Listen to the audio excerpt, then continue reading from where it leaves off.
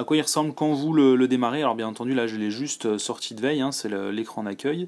Donc comme on connaît chez Sony, voilà, c'est un peu leur surcouche sur Android 2.3, hein, c'est tout ce qu'il y a de plus classique.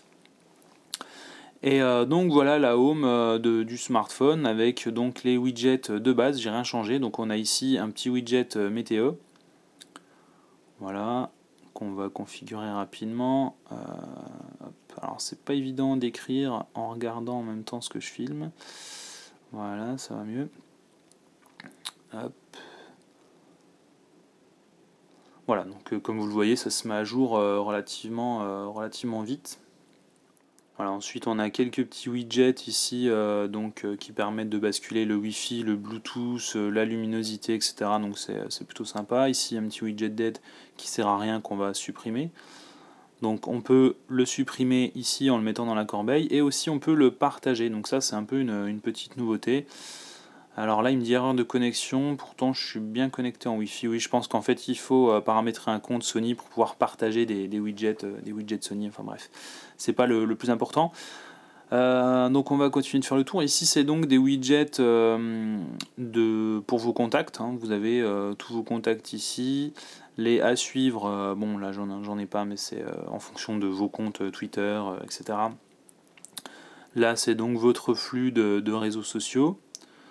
Voilà, donc on a vraiment un peu tout ce qu'on veut. Ici donc c'est la home plutôt sobre avec voilà, l'heure, la barre de recherche Google. Donc bien sûr on peut personnaliser tout ça comme vous en doutez. Ici on a une petite galerie de photos. Alors bon, ça paraît un peu bizarre parce qu'en fait c'est surtout des captures d'écran. Bon, voilà, ça c'est des vraies photos. Donc on a du coup une galerie ici qui, comme on le voit, c'est plutôt fluide, hein, en fait. C'est relativement fluide et ça boucle, donc on n'est jamais au bout. Ah non, en fait ça boucle pas, autant pour moi j'ai cru, mais non, en fait on a bien un sens, là on est au bout et là on est à l'autre bout. Voilà, donc du coup ça s'affiche bien, par contre, hop,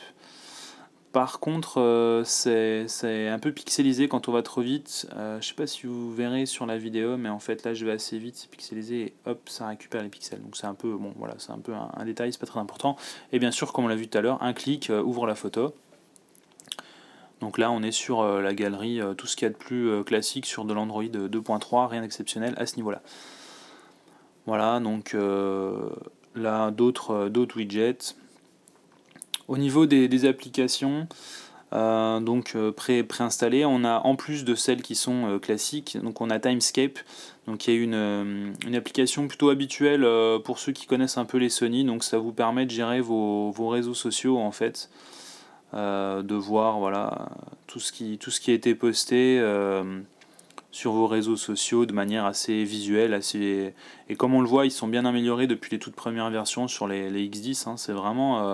C'est vraiment fluide, ça fonctionne vraiment bien. Ensuite, bon, évidemment, ça dépend de votre connexion Wi-Fi, mais là, en l'occurrence, voilà, pour charger la photo, pour lire le texte, pour lire les commentaires, bon, c'est plutôt agréable.